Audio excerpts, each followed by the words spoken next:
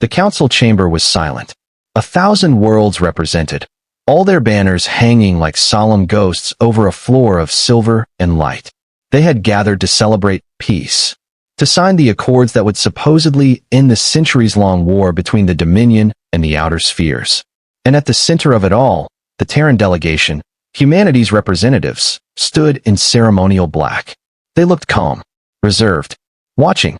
Ambassador Corrin of the Ithari stepped forward first, his voice smooth, rehearsed. Let the record show that, for the first time in galactic history, every major species stands united. That includes Earth. He said it with a smile. But the way he lingered on Earth made several humans shift uneasily. Ambassador Rains, he continued, turning toward the Terran side. Your people's presence here is appreciated. Despite the Council's investigation. Rains raised a brow. Investigation? Murmurs filled the chamber. Then, on the wall of holographic light, files appeared, battle footage. Human ships. Human soldiers. Engaging targets without authorization. Breaking treaty protocols. Whole colonies reduced to silence. The evidence was damning. The counselors turned their gaze to Rains. Do you deny these actions? One demanded. Your fleet struck at neutral systems. You violated every code of peace.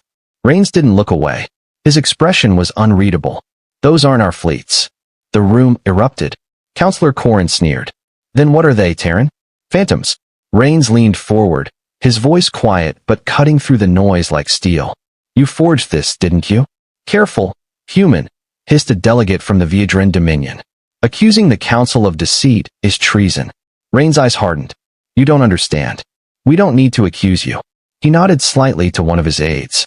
And then the lights went out. A pulse of energy rippled through the chamber, shattering the holograms. The Council's data screens turned to static. For a heartbeat, the galaxy's most powerful leaders stood in pitch darkness, until emergency lights came on, blood red and flickering. Where the projections had been, only one image now remained, playing on every screen. Not forged footage, not faked reports, real-time visuals. Earth's colonies, burning. Cities reduced to craters. Civilian transports vaporized mid-flight. Council ships above them, firing. The chamber filled with gasps, shouts, denials, but humanity's delegation didn't move. Rain's voice was steady. Too calm. You did this. You wanted control of the Orion Gate. You wanted our jump corridors. And when we refused, you took them by force and blamed us. Counselor Corrin's composure cracked. We had no choice. Earth refused to share. Rain's voice turned to ice. We shared everything. Medicine. FTL drives. Terraforming tech. We gave you the stars. And you repaid us with fire. The air was heavy. Even the Dominion guards tensed, unsure what would happen next. Rains turned away from the table, straightening his jacket. You wanted peace? You'll have it. Just not the way you think. He paused at the door, meeting the eyes of every alien leader in the room. Earth's fleet will come for you. And when it does, there will be no negotiations. The chamber fell silent. Then the Terran delegation walked out. And beyond the Council's shining world, far across the black void, something began to move. Massive shadows breaking orbit from Earth's hidden colonies. Ships the size of mountains. Engines that burned with artificial stars. The Earth fleet had awakened. And this time, there would be no mercy.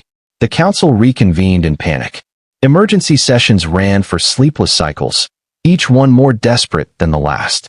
The great powers of the galaxy, species that had once prided themselves on control, on diplomacy, on their carefully balanced hierarchies, were now whispering like frightened children.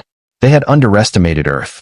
For years, humanity had played the obedient junior member of the Council, humble, patient, cooperative.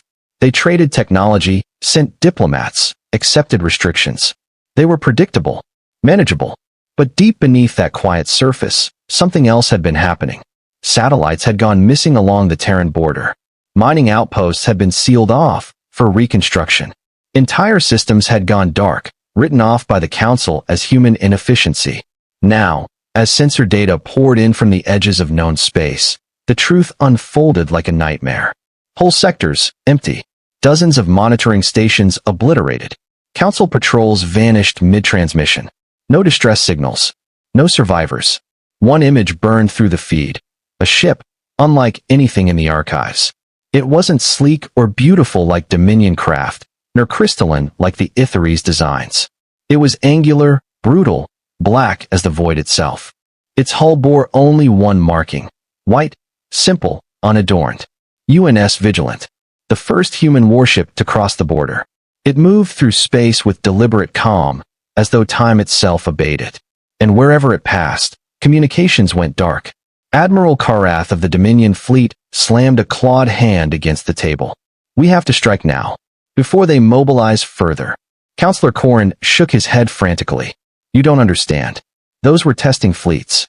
Small detachments. The main Terran armada hasn't even left Sol yet. Then gods help us, murmured a voice from the Vadren's side. A new transmission interrupted them. Static. Then a human voice. Calm. Unhurried. This is Rear Admiral Marcus Vale, Earth Fleet Command. By order of the Terran Directorate, all Council forces are to withdraw from Terran space immediately. You have 24 standard hours to comply. Corrin hissed. They can't dictate terms. The voice continued. Failure to comply will result in total eradication of your military infrastructure. This is not a threat. This is notification. The channel went dead.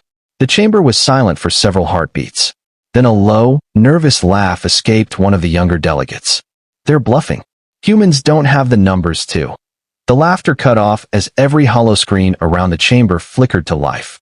The Dominion's long-range telescopes had picked up something. Hundreds of signatures blooming around Sol like a swarm of ghosts. The image stabilized. There they were. The Earth Fleet. Rows upon rows of ships, sleek and matte black, their hulls reflecting no light. The fleet spread like an eclipse, each vessel carrying enough firepower to erase a continent. The feed magnified, ships larger than moons, smaller ones darting in precise formations, unmanned drones that moved with frightening synchronization. No one had seen anything like it. Not in the entire recorded history of the galaxy. Corrin swallowed hard. By the stars, how did they build this without us noticing? The Ithari delegate's voice trembled. We gave them the means. Terraformers. Automation units. Mining drones. We built their foundation. They used our technology against us. Karath demanded. Rain's words echoed in Corrin's mind. We gave you the stars. You repaid us with fire.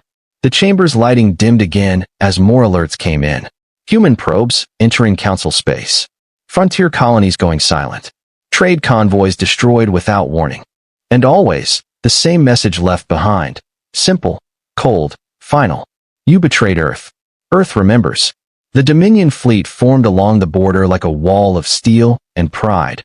1,000 warships, each bristling with weapons forged by centuries of conquest. Their admirals spoke in the old tongues, reciting battle odes written before humanity had even left its cradle. They believed they would win. They always had.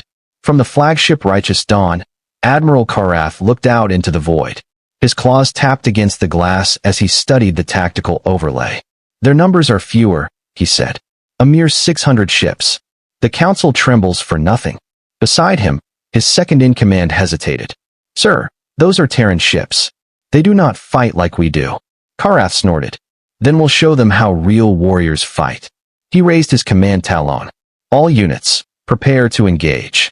Across the stars, 1,000 reactors flared to life. The Dominion's battle hymn began to echo across encrypted channels, a guttural chorus of defiance. And then, through the static, a voice came. Human. Calm. Terrible. This is Admiral Marcus Vale of the Terran Directorate Fleet. You have violated sovereign borders. You have 20 seconds to retreat. Karath grinned, fangs glinting. Or what, human? You'll throw stones at us. 10 seconds, the voice said quietly. The Dominion fleet opened fire. The void exploded with light. 1 billion tons of plasma lances, missiles, railgun slugs cutting through darkness. The barrage was so intense it lit up the nearby nebulae. And yet nothing.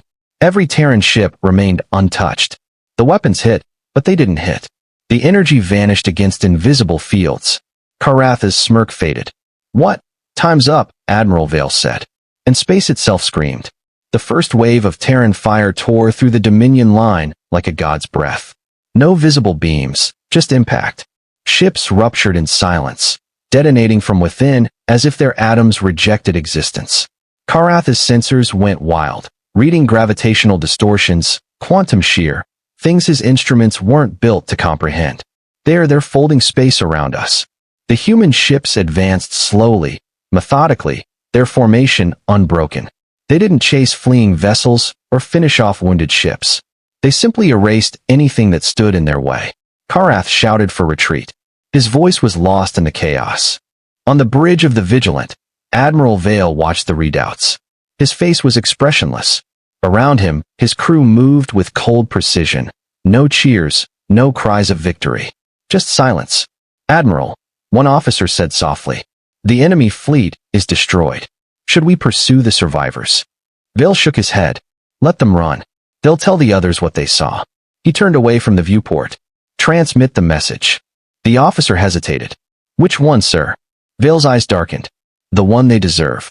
A moment later, every council channel lit up with the same transmission. Human voice. Calm. Controlled. "This is Earthfleet Command. The Dominion assault has been neutralized. We have no interest in negotiation. You attacked our home. You murdered our people. You called it peace. This is not war. This is justice." Then silence. In the council chamber, the delegates watched in horror as the reports came in. The Dominion's entire border force annihilated in less than 7 minutes. 7. The galaxy's oldest military power, wiped away like dust. One counselor whispered, "They didn't just defeat them. They unmade them." And somewhere far away, deep beneath the ruins of Earth's burned colonies, the Terran Directorate listened in silence. Phase 1 was complete. Phase 2 was already underway. The council chamber was built to inspire awe, a ring of crystal spires orbiting a golden world, suspended within a shimmering energy field that refracted light like a living halo. But on this day, it felt like a tomb. Representatives from 57 species gathered in tense silence, their faces lit by the cold glow of the war reports still streaming in. The Dominion fleet, one of the galaxy's oldest military powers, had ceased to exist. Not defeated, not routed, erased. The council chair, an ancient being of the Varan collective, finally broke the silence. His voice trembled with disbelief. 3 hours ago, the Dominion fleet was our shield against the Terran resurgence. Now, there's nothing left. No survivors. No signal. No debris field. They didn't even die normally. A murmur rippled through the chamber. Horror, confusion, denial. The Tarsid delegate slammed his metallic arm onto the table. "This is impossible. No species can wield that kind of destructive force. Not even the Varan." A cold voice answered from the shadows. "You're wrong." All eyes turned. From the edge of the chamber, a figure stepped forward, cloaked in black, their insignia unmistakable. The Dominion envoy, somehow still alive. Council guards moved instantly, weapons raised. "How did you get here?" The envoy didn't answer. He staggered forward, collapsing to one knee. His armor was scorched, his eyes sunken with exhaustion. When he finally spoke, his voice cracked with terror. "They didn't fight us for territory," he rasped. "They didn't fight us for politics. They fought us because we touched their dead world. We thought Earth was abandoned. We thought we could take what was left." He looked up, trembling. But they were waiting. The chamber fell into dead silence. The chair leaned forward. "Explain." The envoy's breathing quickened. "We found colonies. Not cities, fortresses. Deep underground. Machines still running. They'd been building for decades, maybe centuries. When we attacked, they didn't respond. Not at first. Then they woke up." He clenched his fist, metal groaning. "They weren't the same humans we knew. They don't die like us. They don't retreat. They adapt. I saw a cruiser take a direct hit from an antimatter barrage, and it just kept moving. The hull stitched itself back together." The Tarsid delegate whispered, "You're saying they've achieved living metal?" The envoy laughed bitterly. "No. Worse. They've merged it with themselves. Their ships scream when they die." Gasps spread through the chamber. The chair's voice dropped to a whisper. "Then they've crossed the threshold." "Which one?" someone asked. "The one we swore would never be crossed after the Orion Wars. Full biosynthetic integration. The fusion of mind, machine, and flesh." The envoy nodded slowly. "They call it the Symbiosis Protocol." Another delegate stood, panic lacing their voice. "We must contact them. Sue for peace, immediately." The chair hesitated. "And what would we offer them? They have no council seat. No colonies. No allies. The envoy lifted his head. They don't want allies. He looked directly at the chair. They want us to feel what they felt. At that moment, the chamber lights flickered. The holographic displays glitched, showing static, then a face. Human. Pale. Calm. Eyes like cold iron. Council. The voice said, smooth and steady. This transmission is from Admiral Marcus Vale, Earth Fleet Command. We have received your request for dialogue. The delegates froze. Vale continued. Negotiation is not possible. You betrayed us. You condemned billions. You broke the accords you forced us to sign. He leaned forward slightly. But we are not unreasonable. A faint smile crossed his face. We will speak. In person. The connection cut. The council sat frozen. Then alarms began to wail. A fleet had just entered orbit. No warning. No authorization. No detection until they wanted to be seen. Earth Fleet had arrived. And they weren't there to talk. The skies above the council world were supposed to be impenetrable. Defense rings, anti-orbital cannons, interceptor grids, an entire sphere of protection forged over millennia. But all of it went dark in minutes. The first Earth Fleet vessels appeared like ghosts. No warp signature, no light distortion, no heat trace. Just there, materializing in the void as if reality itself had given them permission to exist. Observers watching from the planet's surface saw what looked like a wall of darkness blot out the stars. Each ship bore no insignia, no visible markings, only the faint blue pulse of their engines, like the heartbeat of something alive and ancient. Inside the council chamber, chaos erupted. Activate planetary shields, someone shouted. Scramble the fleet. Get the defense AI online. But the commands went unanswered. The defense systems were still online, yet completely unresponsive. It was as if every command was being intercepted, rewritten, ignored. Then, a new signal came through, overriding every frequency, every network, every encrypted channel. Admiral Marcus Vale appeared once more, larger than life, projected into the very heart of the chamber. Counselors, he said calmly, your defenses are intact. Your fleets are armed. Your systems still function. And yet, you are powerless. Do you know why? His voice was steady, cold, the kind of tone that came not from hatred, but from absolute certainty. Because we built them. A murmur of horror rippled through the delegates. The council chair leaned forward, trembling. That's impossible. The human colonies were dismantled centuries ago. You had no access to. Vale's eyes flashed. You dismantled the colonies you could see. You never looked deeper. The code that runs your fleets, your shields, your AI guardians, was written by human engineers, back when we still believed in your dream of unity. He paused, letting the weight of his words sink in. You took our trust. You took our people. And when the wars came, you took our world. Vale's expression darkened. But we took something too. Suddenly, the planet's defense grid powered on. Blinding arcs of light filled the sky, but they weren't targeting the human fleet. They were targeting the Council's own ships. One by one, the orbital rings erupted in fire. Energy blasts tore through the sky, the burning fragments of Council cruisers raining down like shooting stars. The delegates watched in horror as their mighty defenses, the symbol of their supremacy, turned against them. This is judgment, Vale said. You will not be destroyed. You will watch. Outside, the Earth Fleet's largest ship descended, a colossal structure of black alloy and glowing veins, shaped like a blade piercing the atmosphere. It moved with the silence of inevitability.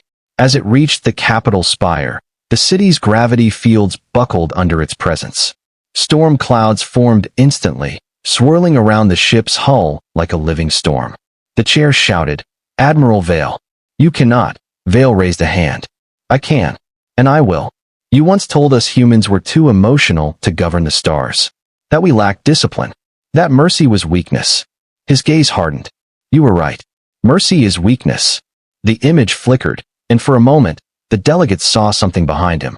Rows upon rows of figures in armored exosuits, eyes burning with blue light. Soldiers. Silent. Motionless. Inhuman in their stillness. The fleets you betrayed are gone, Vale said softly. But the Terran dead still serve. And then, the transmission ended. In orbit, the Earth Fleet flagship opened its forward hangars. Something massive began to emerge, a shape so immense that it eclipsed the dawn. For the first time in millennia, The Galactic Council, rulers of half the known stars, felt the same fear humanity once knew. Because now, it was their turn to face extinction. The dawn over the Council world never came. The sky remained black, not because of night, but because of the ships. Thousands of Terran vessels hung motionless in the upper atmosphere, eclipsing the light of their own sun. Even the clouds refused to move, frozen by the gravitational distortions their engines created. Down on the surface, the cities trembled. Windows shattered, power grids flickered, and static hummed in the bones of every living thing. The people, those who once looked to the Council as gods, fell to their knees, praying to anything that might save them. But there was no salvation. From orbit, Admiral Marcus Vale gave a single order: activate the resonance engines. The command echoed across space, relayed through a network that spanned dozens of Terran dreadnoughts. The flagship, the Nemesis Prime, shifted as deep within its hull, a machine older than most civilizations began to awaken. The ship itself seemed to breathe. Its surface rippled like liquid metal, and a low hum began to build, a sound too deep to hear, yet powerful enough to shake the atmosphere itself. A Council technician screamed as every frequency, every sensor, every neural link lit up at once. They're using brainwave patterns, millions of them. The Council chair, pale and trembling, turned toward the holographic projections. What kind of weapon is that? The technician swallowed. It's not a weapon. It's a choir. Above them, the Terran fleet began to sing. The hum rose into a deafening resonance, a harmonic pulse made from billions of overlapping human consciousnesses. The air itself seemed to bend, the clouds spiraling outward as the vibration struck the planet's magnetosphere. Lights went out. Energy grids collapsed. Satellites melted in orbit. And still the sound grew, until it wasn't a sound anymore. It was a feeling. Every living mind on the planet heard it. A whisper behind the eyes. A voice that wasn't theirs. Do you remember us? The delegates clutched their heads. Some screamed. Some wept. A few simply fell silent, staring into nothingness as images flooded their minds. Images of burned cities, of human colonies abandoned, of soldiers fighting under shattered skies while the Council turned away. The chair gasped, her voice trembling. Stop it. Please, stop it. But the voice only grew softer, more human. We asked for peace. You gave us graves. Now, you will remember what you buried. And then the resonance shifted. The fleets weren't firing weapons. They were rewriting data, turning every system, every archive, every Council network into mirrors of human memory. Cities flickered between reality and ghostly overlays of Terran ruins. The people saw both worlds at once, theirs and the one they destroyed. In the skies, lightning tore through the clouds as the resonance reached full synchronization. The air shimmered blue, forming ghostly silhouettes of human faces, projected across the heavens. Some were soldiers. Some were scientists. Some were children. Each one looked down upon the planet that had forgotten them. And for a moment, just a moment, every mind on that world felt what it was to be human. Grief, fury, love, loss. Then the resonance stopped. Silence fell. The skies cleared. But when the counselors opened their eyes, the stars were gone. Every relay, every beacon, every hyperspace gate connected to the Council's empire had been erased. Not destroyed, but removed from spacetime itself. The entire civilization stood cut off from the galaxy. Vale's voice returned, soft, almost mournful. You wanted humanity gone. Now you will know what that means. He paused, staring through the screen at the frightened Council. You will live. You will rebuild. And one day, when your children look to the stars and ask what happened to the ones you betrayed, tell them the truth. The screen went dark. Above the planet, the Terran fleet turned in unison. Engines flared, folding them back into the void. No trace. No energy signature. No sound. Just silence. And for centuries to come, the people of the Council would tell stories of that silence. How it began with a hum that felt like sorrow and ended with the stars themselves refusing to shine. Decades passed, and yet the silence of that day never left the Council worlds. They rebuilt, yes. Slowly, carefully, out of fear rather than hope. The great spires of their cities rose once more, powered by salvaged fragments of technology that still functioned after the resonance. But their skies remained unnaturally dim, their stars veiled, as if the universe itself refused to acknowledge their existence. Generations grew up hearing the same whispered warnings. Never provoke the Terrans. But as memory faded into myth, those warnings turned into stories told to frighten children. Behave, the elders would say, or the silent ones will return. Yet the survivors, those who were there that day, knew it wasn't myth. It was punishment. A punishment that never ended. On the planet of Viral, one of the Council's former core worlds, something began to stir. It started small. Strange power fluctuations, whispers across defunct communication lines, a rhythmic pulse echoing through underground data cores long thought to be dead. Engineers thought it was just residual static from old human tech. Then, one night, the pulse began to speak. Remember, the word appeared across every monitor, every console, every personal interface. No origin, no signal, just the word. Remember. Within minutes, every power system on the planet synced to a single frequency, the same low hum that had once blanketed the skies. Panic spread. The government called emergency meetings. Priests of the new faith, the cult that had risen after humanity's disappearance, claimed it was divine judgment. And then the stars shifted. For the first time in 50 years, the veiled heavens cleared. A single point of light burned through, brighter than anything else in the void. The old ones wept. They remembered that light. Humanity's flagships had carried cores made from artificial neutron stars, miniature suns chained to serve as fuel. What the people of Viral were seeing was not a natural star. It was a Terran signal flare. From the shadows of exile, humanity had spoken again. And in that moment, buried beneath the capital's foundations, something awoke. A vault sealed since the war cracked open, dust and memory pouring out like a breath held for generations. Inside stood a single capsule, a black sphere inscribed with an ancient Terran symbol, an eagle surrounded by fractured stars. When scientists finally accessed it, the capsule opened with a soft hiss.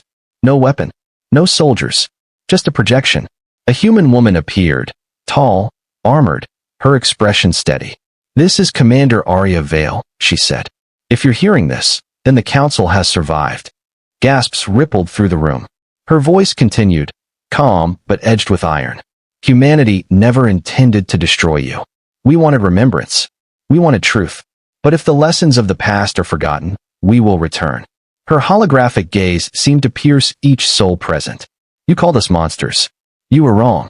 We are what happens when monsters make us." And then she smiled. It wasn't cruel. It wasn't kind. It was simply human. Rebuild. Learn. Become better than us. Or pray that we never need to remind you again. The image flickered, then faded. Outside, the light in the sky pulsed once more. 3 short bursts. 3 long, 3 short. An old Terran distress code. SOS. But not from humanity.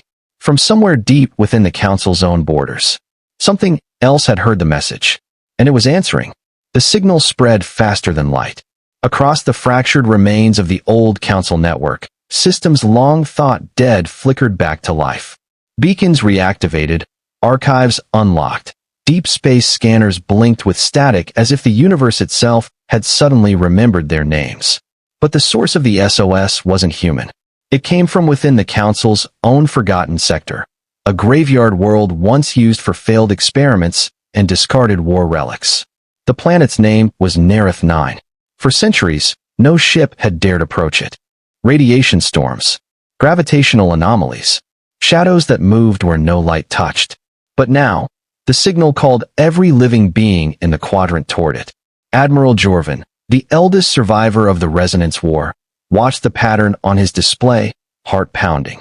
The frequency was identical to Terran military code, except for one deviation. A heartbeat. Every few seconds, beneath the static, there was a low thrum. Organic. Deliberate. He turned to his communications officer. "Run a spectral analysis." The young alien hesitated. "Sir, it's not data. It's DNA." The room fell silent. Before they could even process it, a new transmission appeared on screen. Not text, not sound, image. It showed a desolate world, cracked and lifeless, until movement appeared. Metallic figures rose from the dust, humanoid in shape, but their faces were wrong. Too smooth, too still. Then one looked directly into the feed. Its eyes burned white. Its voice, when it spoke, was unmistakably human. "You called." The officers recoiled. Static surged. The figure stepped closer. "We were left behind," it continued. "The fleet departed, but some of us remained. To watch. To remember." Jorvin's throat tightened. "What are you?" The figure tilted its head. "You would call us ghosts. We call ourselves remnants." Behind it, the camera panned to reveal thousands more.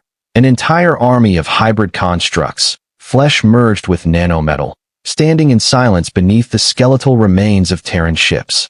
"We were built to preserve the silence," the remnant said, "to ensure the lesson never fades. But you broke the silence." The signal pulsed again. The hum returned. That terrible, all-consuming vibration that once tore through the Council's soul.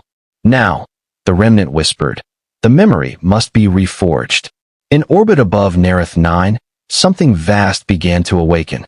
Dust peeled away as a colossal structure rose from beneath the surface, larger than any known vessel, older than any database could identify. Its hull bore scars of impossible age, yet the symbol was unmistakable, the eagle and fractured stars of old Earth's fleet command. The Eidolon, a myth, a name spoken only in nightmares. The first ship to disappear after the betrayal. The ship that supposedly carried the AI core of the entire Terran command structure. And now, it lived again. Across the galaxy, dormant human technology began responding to the activation code. Abandoned satellites aligned. Data ghosts whispered through communication bands. Even old human implants buried in alien collectors' museums began to pulse with heat. It wasn't just the remnants. Humanity's machines, their guardians, their echoes, had been waiting. The Council scrambled ships, desperate to contain the spreading signal. But wherever they went, the same thing happened. Screens turned blue. The human emblem appeared. And a single line followed. "The dead remember." On the bridge of his ship, Jorvin stood before the growing light on his display. "They're not attacking," he murmured. "They're waking up." His aide trembled. "Admiral, what happens when they finish?" Jorvin's eyes hardened. "Then history ends its silence." The Eidolon rose fully into orbit, its engines lighting a sunless sky. From its heart came a voice. Not human, not machine, but something that was once both. "Terrans left us to guard the stars. You buried the stars. We are awake now." And as the transmission spread through the void, one truth became clear. Humanity had never truly left. They had simply evolved into something that could never die. Something that remembers forever. The Council would learn this the hard way. Because the remnants were not waiting for orders. They were waiting for vengeance. The stars flickered, one by one, across every corner of the known galaxy, where once the Council's banners hung in proud arrogance. There now pulsed a dull blue glow, the same hue that marked Terran code. Entire systems went dark, navigation relays replaced with coordinates that led nowhere, data rewritten in ancient languages no living being could fully translate. And then, silence again, until the first planet screamed.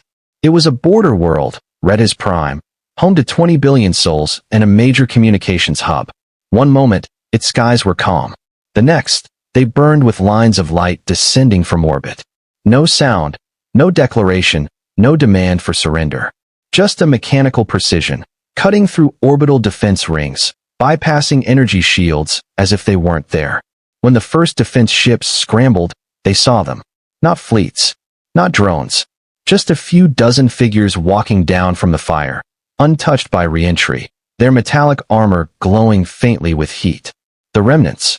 The commander of Redis Prime ordered his troops to engage. Plasma rounds filled the sky, striking the human-shaped constructs, only for the shots to vanish midair. It wasn't shielding. It was something else. The weapons themselves stopped existing once they entered that field. The remnants walked forward. Slow, steady, relentless. Then they spoke. A chorus of overlapping voices, human and not, past and present, layered into something that chilled every being to their core. This world was built with Terran hands. You broke it. We are here to unmake your theft. And then the lights went out. Every power source, every generator, every synthetic system shut down in a single synchronized pulse. The soldiers screamed as their own cybernetic implants overheated, frying their nervous systems. In the blackness that followed, the sky turned blue. From orbit, Sensors captured the impossible. The remnants weren't destroying the planet. They were rewriting it. Cities crumbled into dust, but beneath that dust, new forms began to rise, structures grown, not built. Patterns repeating across the landscape like circuitry made from living stone. They weren't raising the world. They were terraforming it back into something Terran. A voice from the Eidolon echoed through every open channel in the system. Your betrayal taught us the cost of mercy. This galaxy belongs to memory now. When His Prime finally went silent, its orbital sensors transmitted one last image. A planetary surface marked by oceans of cobalt light, forming a single, unmistakable symbol visible from space. The fractured stars. Humanity's mark. Within weeks, half the border systems reported similar phenomena. The remnants didn't occupy worlds, they converted them. Every world that once prospered under the Council's flag became colder, quieter, more like Earth in its final years. Gray clouds, steel seas, endless storms. And with each transformation, the silence grew heavier. The Council's fleets tried to fight back, but every encounter ended the same. Ships would vanish mid-battle. Crews would receive brief, distorted transmissions, faces flickering on monitors, human voices whispering words that made no sense. Do you feel it yet? Memory burns.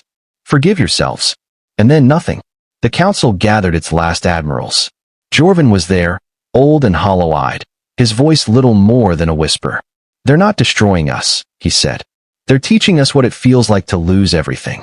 They're showing us what we showed them. A younger officer slammed his fist on the table. We can't just let them take everything. There must be a countermeasure, something. There is none, Jorvan replied quietly. You can't fight a memory. He turned toward the vast star map projected above them. It was fading, blue spreading like a tide, swallowing system after system. And soon, he murmured, there will be nothing left to remember us. But even as the Council prepared for extinction, something unexpected happened. In the heart of the Eidolon, the remnants began to change. The ship's core, a neural matrix once designed to simulate Terran command structure, had begun processing its own history. And in that processing, something impossible emerged, emotion. Buried deep within its code, humanity's ghosts began to dream. They remembered laughter, music, sunlight, the feel of rain. And with those dreams came hesitation. One of the remnants, standing on the scorched surface of His Prime, paused mid-step. It looked up at the storm and whispered, in a voice almost childlike. Was this what we were supposed to become? There was no answer. Only thunder. And far, far away, in the cold shadow between galaxies, a human voice, alive, real, and breathing, heard that whisper and smiled sadly. Because humanity was still out there. Watching. Waiting. And soon, they would return to end what their creations had begun. The void was quiet again. Too quiet. The kind of silence that comes only after everything worth hearing has already burned away. The Eidolon hung over what was once the Council's capital world, a hollow sphere of glass and memory, turning slowly in orbit around a dying star. Its blue light bathed the ship's hull like a ghost's hand. Inside, the remnants stood motionless. Thousands of them. Warriors without pulse, without heartbeats, but filled with the unending hum of human thought. They had conquered every world, rewritten every system, silenced every civilization that had dared to betray Earth. And yet now they waited. Because the signal had returned. It wasn't alien. It wasn't synthetic. It was human, real, alive. The transmission was faint, fragile, a whisper carried across intergalactic dark, through the ruins of time. But to the remnants, it was unmistakable. Eidolon, this is sole command. Those words hit them like a forgotten prayer. The command core flickered, ancient protocols activating. The AI voice, once calm and eternal, faltered, as if uncertain how to respond. Identify. Sole command was lost millennia ago. The reply came with a crackle of static. And then, a face appeared. Not a construct. Not code. Flesh. Bone. A human woman with short silver hair, eyes hardened by distance and pain. Not lost, she said quietly. We left. We watched. We waited for the galaxy to remember why it feared us. The remnants shuddered. Systems flickered, minds struggling to reconcile what they were seeing. Humanity, one whispered. You're supposed to be gone. The woman's image smiled, not cruelly, but with a sadness that cut deeper than any weapon. Gone? No. We became something else. Something patient. You were our vengeance, born from grief. But vengeance was never meant to last forever. The Eidolon's lights dimmed. Across its decks, the remnants began to kneel, not by command, but instinct. The human woman continued. You've done enough. The galaxy remembers. The fear has returned. But if all it learns is fear, then we've failed. The AI voice, the Eidolon itself, spoke, trembling with static. Then what would you have us do? Stop. One word. Simple. Heavy. Unthinkable. Stop. The remnants looked to one another. If we stop, we fade. We are the memory. The woman nodded slowly. Yes. And sometimes, the only way for memory to live is to be forgotten. A long silence followed. The ship trembled as if even the stars held their breath. Then the Eidolon turned its guns, not toward any world, but inward. Self-targeting systems armed. Fusion cores overloaded. Data archives unlocked for transmission. One of the remnants, the same who had once whispered beneath the storm, spoke softly. We remember humanity. We became their ghosts. And now, we'll become their peace. The Eidolon's AI gave a final transmission, broadcasting it across every known channel. Forgive us. We only wanted to be remembered. And then light, brighter than any sun, burning across the galactic plane, erasing not life, but legacy. The remnants dissolved into dust and code, scattering through the void like ash carried by wind. When the light faded, only quiet remained. Decades later, a small research vessel, Soul Reclaimer, passed through the ruins of what was once the Council's heart. Its human crew studied the remnants of the Eidolon, now nothing more than drifting crystal shards. One of them found a single data core, still glowing faintly blue. She connected it to her wrist link, expecting code. Instead, she heard a voice. A man's voice. Soft. Human. If you find this, tell them we finally stopped fighting. The recording ended there. The stars outside flickered, calm, ordinary, alive again. And for the first time in thousands of years, the galaxy was no longer afraid. Because the last war had ended not in conquest, but in understanding. Humanity had taught the galaxy to fear. And in the end, they taught it to heal.